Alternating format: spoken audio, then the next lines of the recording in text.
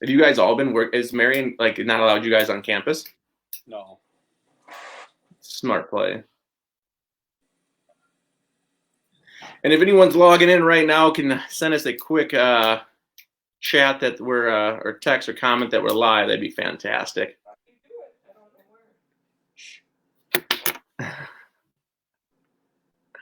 Um, all right, we'll get it started now then. I want to welcome everybody to Views from the Bench. I'm Coach Blick here. Today I'm lucky to have Coach Fredrickson on with us. Really excited about that. He is the head coach of Marion University's ACHA Division II team. That team actually went to nationals last year in Dallas. They had a fantastic season this year as well. So, Chris, welcome to the program. Thanks for having me. Awesome. Well, I'd like you to tell us a little bit about your playing career, then how you got into coaching. Yeah, so I'm from North Lake, Wisconsin, so like where Arrowhead High School is, and I pretty much started with the Waukesha youth hockey I think like my year, and then Arrowhead started the youth program, and I went over there and played youth hockey there, and then played high school hockey at Arrowhead High School as well for 3 years, and then after that, I still wanted to keep playing, and at that point, I graduated in 2007. And juniors just wasn't what it is now, like it wasn't like mainstream. It was kind of like the underground. And I kept wanting to play hockey, and then did some tryouts, and then I ended up making the Quad City Junior Flames and the CSHL. And that's kind of now the new NA3. Played a year there. And then the next 2 years I played in Raleigh, North Carolina for the East Coast Eagles and the Metropolitan Junior Hockey League, and then which is now the USPHL. So it's kind of leagues are changing, adding more teams, and then did not get recruited at all. I was definitely going out of my way to like talk to coaches, and then I ended up one of my buddies I played junior with, Brian Pierpont. He was at Marion already, so I knew him there. And then one of my good buddies, Matt Berger, who's assistant coach at Marion, he got recruited by Marion, and he kind of got me in touch with the coach, Jason Wise. Kind of did like a walk-on process, and then end up making the team, and played 4 years at Marion University. Awesome. After that, you got into coaching. What was your path to get into coaching? Yeah, I graduated Marion with a sport rec management degree. So it's like a wide variety of things I could do with it. But the thing is, like, everyone wants to, be in sports. So the job world, it's very thin with job openings. So I had a job down in Milwaukee with inner city youth, and then all of a sudden I wanted to get in coaching, and Arrowhead had some openings for like their JV program. So I was assistant coach there. Did 1 year of that, and I absolutely loved it. I mean, I did coaching as well for my internship at Marion as well, for my nephew's 8th grade and 7th grade little league team. So had some fun with that, and then kind of got the call from Jason Bartelt, my boss AD at Marion, and kind of said, "Hey, like, would you want to take the reins for this ACHA Division II program?" And I was like, "Absolutely." And that's why I'm glad you're on here, because we have a lot of people that might not know about ACHA hockey and what it is. Yeah. Can you kind of give me a little background on what the ACHA is?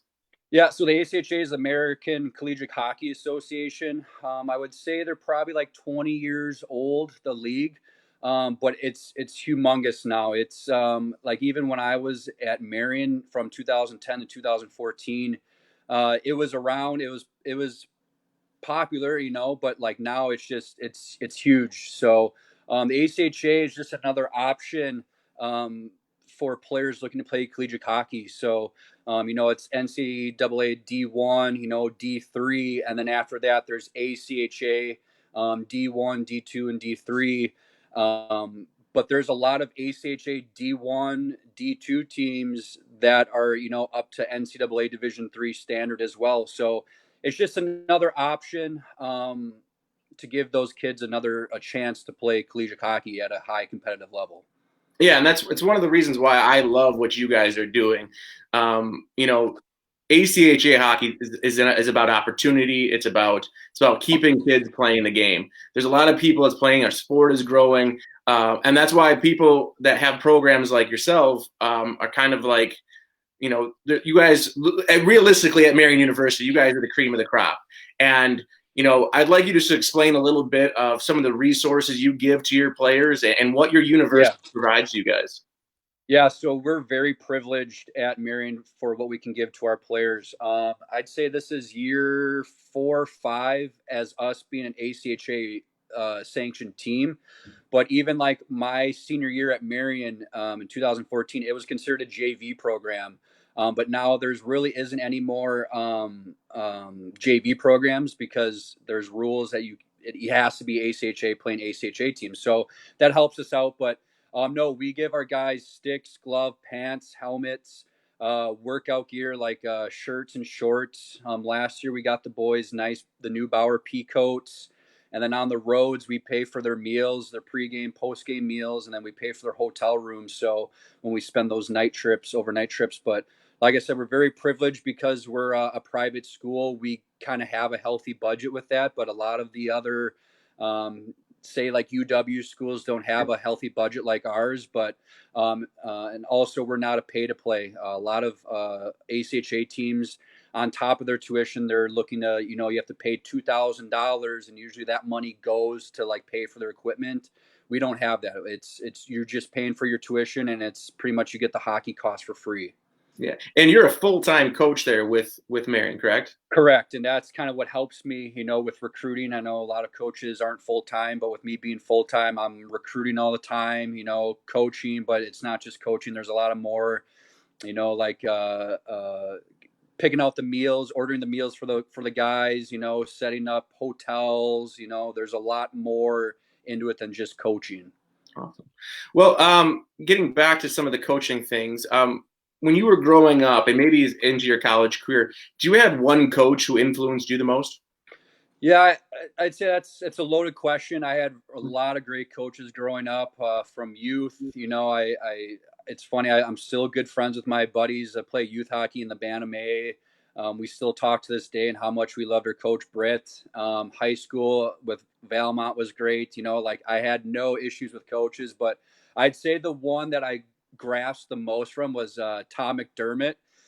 He was my Quad City Junior Flames coach, and he was my first year coach of junior. And he was an old school, thick Boston accent. You were kind of walking on eggshells around him a lot, but like you learned a lot from him on and off the ice. And that's kind of where, like on the off the ice stuff, like when you go to like a restaurant for a pregame meal, take your hat off, please and thank yous, push the chair in, things like that I learned a lot from him. And it's funny, like even talking about like my parents, they're like, we were okay with you being down there in Quad City because we knew that McDermott was going to keep you in line. So definitely had kudos for T-Mac. You brought up Bantam A hockey, and you keep in contact with a lot of people. Now, would you be able to give us some of the major differences between like when you played Bantam A hockey and hockey now? Yeah, it's just the skill development, like until probably my sophomore year at Marion, we would do summer skates at Arrowhead, and the high school coach Mike Watt, who's the old new an Islander, he played over in Russia and Sweden.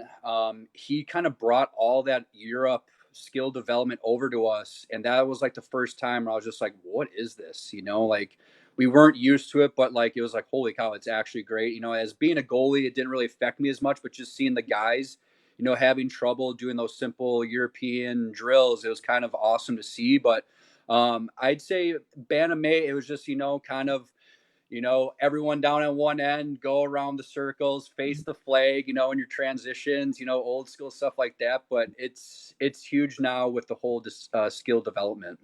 Yeah. Now, you're on the ice as a coach. What is the one thing you cannot live without on the ice? Yeah, I heard that question on Jamie's, and that is also a loaded question. And I was thinking about it, like the cones. You don't really need cones because you can use your glove. Whistle, yeah, that's huge. But like, if you got a voice, you can use your voice. Board, or not the board, but like practice plan. That's huge. But I've also forgotten the practice plan, so I've kind of come up on the brain. But I would say the expo marker is the biggest thing I need because a lot of the guys, I mean, they're visual learners, right? So when you have the board, you need to like show, or even if you don't have the board, you can draw it on the glass. But I don't think I could get around. There's times where I tell like Coach Glomsky when we're on the ice, like, "Hey, do you have a marker?" He's like, "No, I don't." I'm like, "You need to go to the locker room and grab them because it's huge." But even with that, like I try to tell the guys, like remember these drills. Like I remember drills like in high school, Jack Mac, which is the Canada Cup, which a lot of people know that drill. But like I tell the guys, Vegas, and they know what drill I'm talking about. We don't need to go to the board. So that's kind of things I've been trying to incorporate into our practices where I can just say the drill, they know what it is, and we can go right into it. Over under, how many expo markers do you think you go through a year? Uh, Man, I would say probably like losing them too. I would say probably like 12. That's it? Yeah, I'm pretty good with it because we have on our dry erase board you can stick it on there. But we have a player whose mom's a teacher, Okay. and he gave me pretty much all her expo markers, just a bag full. So I'm kind of stock and reloaded for now. Oh man, when I'm on the bench, I think I go through about one a game. Well, yeah, I mean things like that too, right? You put in your like your coat pocket or like when your dress pants, and then also like where all these expo markers come, and then they just pop out of the woodwork. So you lose 12, but you come back with another 12. So the original 12. Has it ever happened to you where you put one of those expo markers in your pocket or in your jacket without the cap on? Not yet. I've Yeah. washed one. Nothing's really happened with that, but no, I haven't. Uh, yeah, those things get me every time. Yeah. So what are the first 5 minutes of your practices like? Yeah, we do three puck. I kind of had that since Jason Wise and AJ Aiken at Marion, where it's just three pucks, and we have guys in practice jerseys. We have reversibles. So we have a black jersey and a gray jersey, and I kind of split it up evenly. So we'll have black first, gray, and it's three puck where goalies are in the net, it's full ice, and it's either keep away, you gotta score the puck in the net, but the goalie has to be watching the puck, so that's kind of where it helps out the goalies instead of just getting rifled three pucks. But we usually do the best of three. That usually takes about 10 minutes, and then after that we get right into a drill right away, and that's usually ones that they know. So maybe like four blues, around the world. Or we do when I was recruiting in Vegas, I watched the Vegas Golden Knights do this drill, and we call it Vegas, and it's a lot of puck touches on all four blues. Kind of do one or two of those, and then we'll go hard lap, and then stretch around in the circle, middle of the ice. Then what would you do for your last 5 minutes of practice? It's usually a small area game, and I kind of have something on the line where, like if it's a best of three small area game, whoever loses, they got to skate, so it kind of keeps that intensity going. But I also heard in one of those NHL coaches webinars, Ken Hitchcock said, you want to end practice with something fun. And that's maybe something we'll kind of do next year, just kind of have all the boys end on like a good note, instead of skating some of them, so. Um, Through your years of coaching at the Marion ACHA team, if you were as a coach could ask the youth coaches for one thing, what are some of the skill sets or intangibles you think that kids, when they get to you, are missing? Yeah, I think that's a loaded question as well. I mean, there's reasons why these guys are at college. At college, there's reasons why guys are in the NHL. And I think it's the little things. The hockey sense, which you can't coach. But like the skill sets, it's just we do drills at college where even NHL guys are doing, and where the NHL guys get it from is literally from a squirt practice. It's a simple, have the coach on the blue line and the players going in for kind of a rush. The coach just passes it to him, and he doesn't stick handle, he just rips it. We saw Austin Matthews do it. So it's cool to see that even like NHL teams are doing youth drills. So it's kind of nice to see. But no, it's just the little things like that where you can't, have teach, but there's reasons why, there's reasons why my guys aren't in the USHL. There's reasons why, there's guys at the NC D3 level that aren't D1. So it's just reasons like that where the intangibles kind of play a factor. Okay. Right now we're in the COVID-19, crisis, and there's been a lot of players who are feeling or thinking they've missed an opportunity to go play NCAA hockey or ACHA hockey. Yep. What advice do you have for those players out there? Reach out. That's the biggest thing. Like when I was, I wasn't getting recruited. Third string goalie pretty much all my years at Marion. I loved it, but like you need to take the initiative and like show the coaches that you're interested. My buddy Josh Baker, starter at Marion, like had a really good junior career, but he didn't get recruited by Marion. He like sent out his resume and his highlights to Coach Wise, at Marion, and then Bakes was pretty much, he was an all-conference goalie, so especially now during these times, everyone's in the same boat. So why not take the initiative? Like you don't have to like have a lot of people have the My Hockey or not app account, so it just show coaches like, hey, like here's where I was playing, here are my stats. I'd love to talk to you if I could, call you, like coaches would rather talk to them in person than over emails. But I'd say just take the initiative and, reach out to the coaches if you're not getting recruited by especially the school you want to be recruited by.